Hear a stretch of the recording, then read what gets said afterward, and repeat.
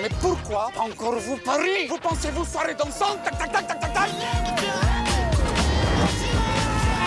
Le gilet kamikaze qui va bien. Ajustable sur mesure. Hein. Je veux plus m'exploser. Comment il te vend bien sa mère, des ouf. Je veux m'éclater.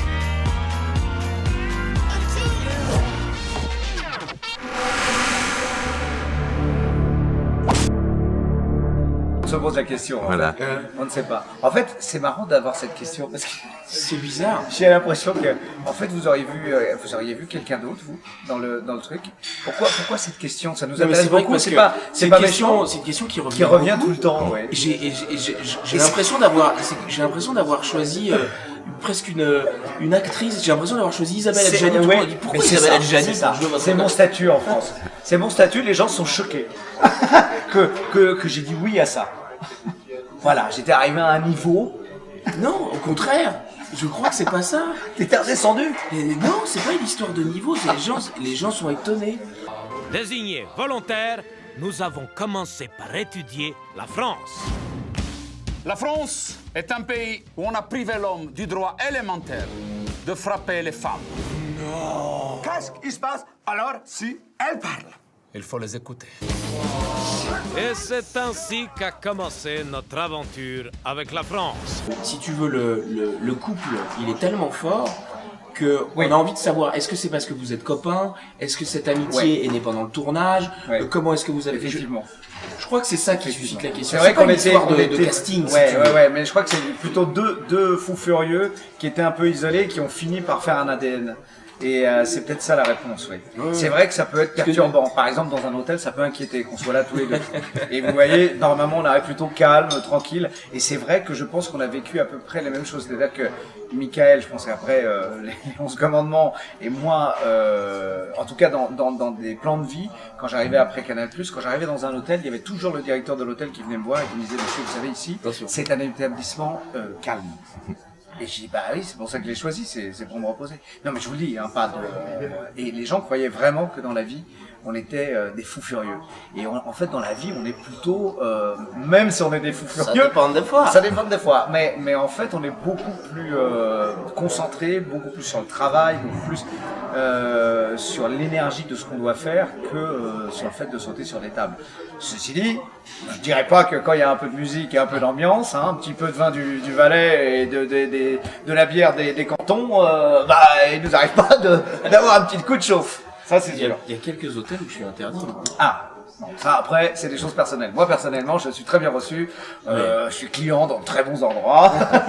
D'ailleurs, je voudrais en profiter pour saluer mes amis du One and Only.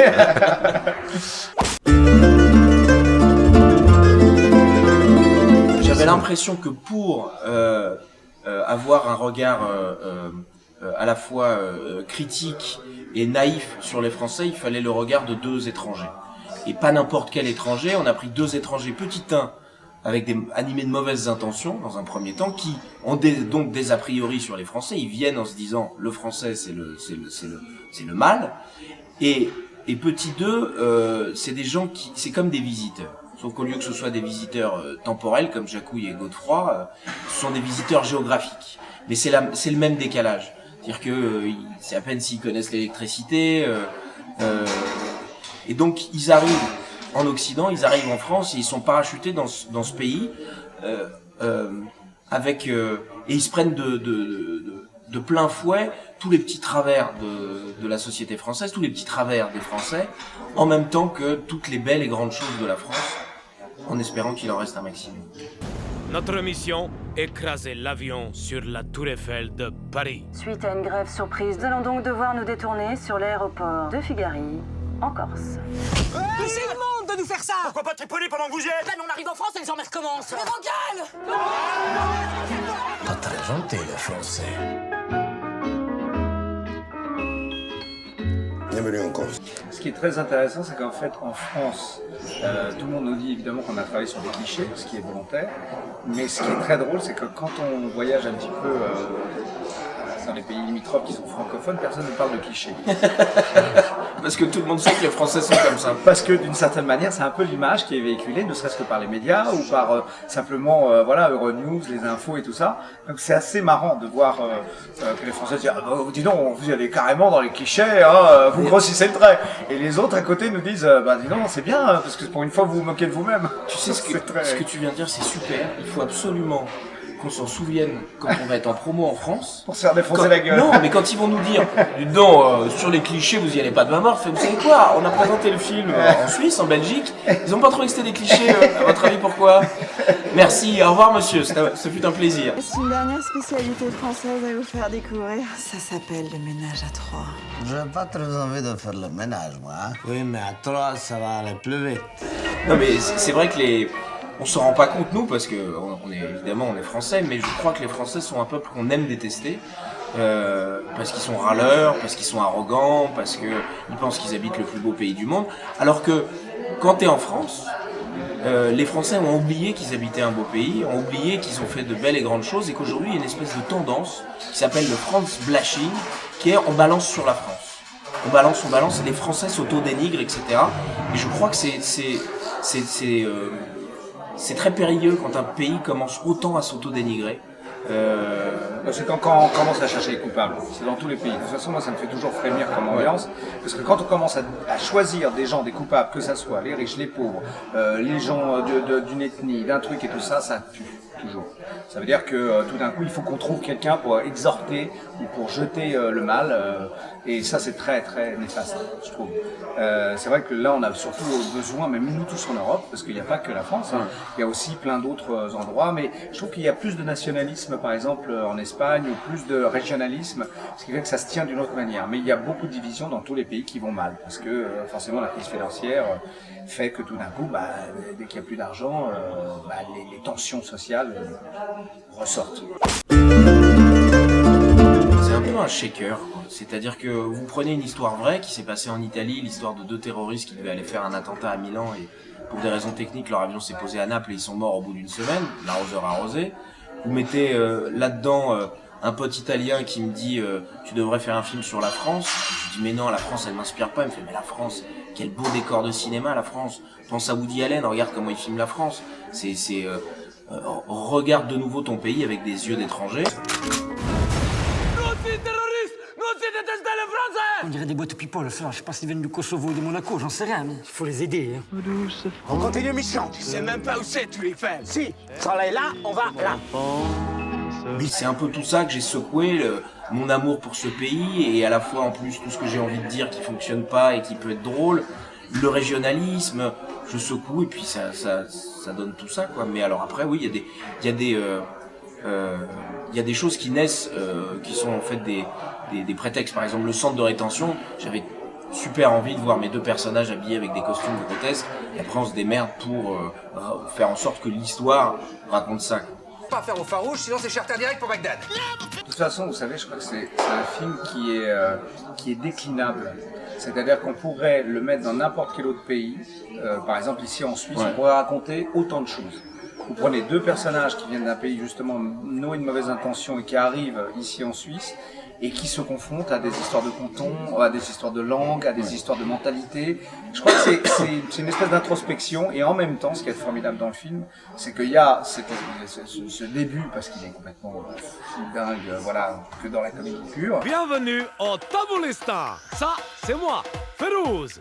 Et lui, c'est mon cousin, Muzaffar.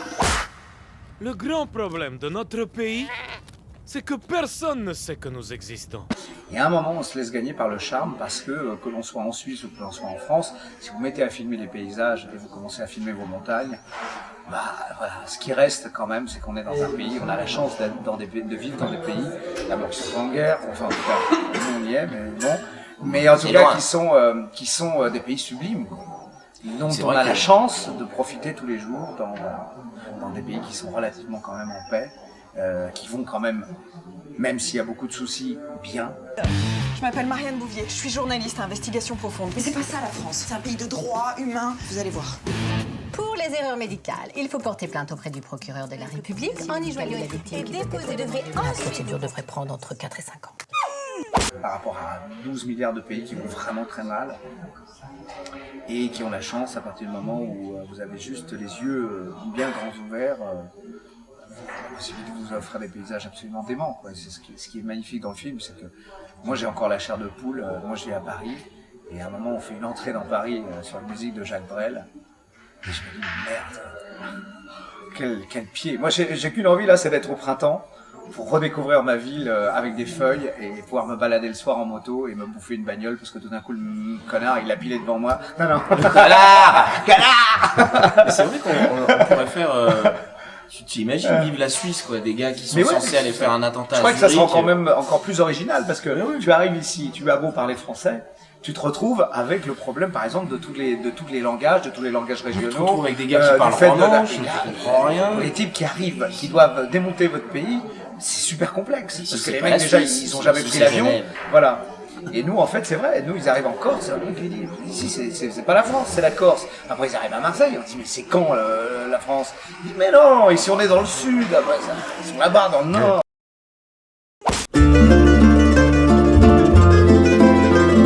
Si la question c'est, est-ce que c'est votre film le plus intelligent? Oui, je suis d'accord avec vous, mais faut pas exagérer non plus. Le mot intelligent n'a rien à voir. Je pense qu'il est passé à une finesse. Non, en tout cas, je me situe pas du côté du rejet ou de la haine. Je me situe du côté de l'humour. Et quand on veut regarder les choses avec humour, forcément, on regarde plus facilement les travers. Parce que c'est avec ça qu'on va faire rire. C'est des leviers de comédie, les travers. Maintenant, je voulais que le film reste sur une note positive. Et sans vous dévoiler la fin du film, c'est quand même deux gars qui finissent par tomber en amour pour ce pays et qui finissent par se dire un peuple qui a construit et qui a fait d'aussi belles choses peut pas être si méchant que ça. Mais ici c'est pas la France, c'est Marseille. Ici on a tout ce qu'ils ont pas. Le cagnard, les calanques, et puis les collègues. Les collègues. Regardez dans mon cœur. C'est chaud ici, hein? Tu t'aimes pas la vie ou quoi? Tu vas cagar ailleurs, enculé! Et puis, vous savez, c'est comme tous les pays. Il suffit d'une petite note d'optimisme pour que tout d'un coup, tout devienne sublime. Vous voyez les Jeux Olympiques, vous voyez le football, vous voyez tout ce qui fédère d'une certaine manière et qui détruit en même temps. Mais quand ça fédère, vraiment, vous voyez que tout le monde n'a qu'une envie, c'est aspirer au bonheur et au nationalisme, à être heureux de vivre dans son pays, au bien-être et tout ça. Et ce qui est formidable, c'est quand on a traversé là maintenant la France, c'est que les gens, quand ils voient le film, ils disent « Ah bah comment ça se fait que vous n'êtes pas passé dans notre région alors ?» C'est dommage. Parce que quand même, on a envie, et c'est tout à fait naturel, c'est tout à fait humain, de présenter les produits d'abord régionaux, locaux. Ça passe d'abord par la nourriture. France, t'es dans le sud-ouest. Et hier soir, voilà, on a dégusté du vin du coin, tout d'un coup des plats, des choses, voilà. C'est ça qui est intéressant. Et puis il y a une fierté, il y a un plaisir de vous offrir des chocolats du coin, des spécialités voilà, ici je pense que c'est formidable, vous avez un paquet de spécialités incroyables. Et ça vient quand on demande à notre cher distributeur de nous emmener manger une fondue, c'est avec un plaisir non dissimulé qu'il nous abreuve copieusement. Maintenant, pour complètement répondre à votre question, je crois que sur ce film-là, je me suis plus interrogé sur le sens, donner du sens aux choses. C'est pas forcément rendre les choses intelligentes, hein, c'était pas le mot que je voulais utiliser. Non. En fait. Mais c'est non. Mais voilà, donner du sens. C'est tout. Très bien. Merci beaucoup. C'est Guise, il va bientôt faire son film profond là. Ouais. Évidemment, il a recherché Isabelle et Gianni. Et là, Jojo, là, le téléphone ne sonnera comme ça. Ah bah là. On vous suit? Oui, patron. Merci à vous. Merci.